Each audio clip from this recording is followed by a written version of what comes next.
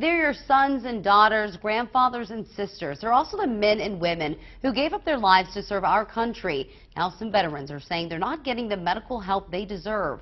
40 29's Emily Maha tells us one veteran had to go to get the life-saving care he needs.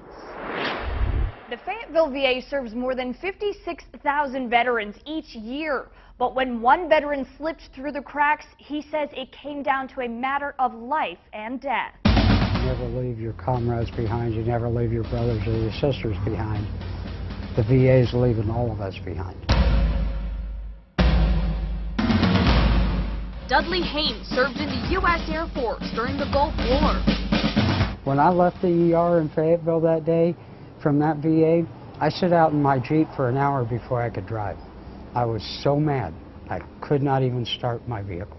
When Haynes noticed he was getting sick last fall, he went to the VA hospital in Fayetteville, hoping to see a doctor. He never expected to hear this. It could be a year before I would get a doctor. And I said, well, what if I go to another VA? And she basically told me, you can go anywhere you want. You know, we don't care. So that's what he did. Haynes made the 4-hour drive to the VA in Kansas City. Within days, he was admitted to the hospital with a blood infection. The doctor told me after they released me that had I have waited another day or two, I'd probably died. They probably would not have been able to save me. The Fayetteville VA hospital would not talk with us on camera and wouldn't comment about Haynes' particular case, but gave us this statement. While we do have very high rankings in patient satisfaction, from time to time there is a concern that we need to address. I sit back and think, had I have been treated at the VA early in Fayetteville, I'd be in a lot better shape than I am now. A former airman who gave more than a decade of his life for our country says he still drives to Kansas City to get the care he needs. I have worked to earn this.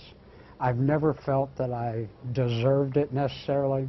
I've always felt that there were other people that were more deserving of it. But at the same time, yes, I did do my job. I did do my duty. I did serve my country.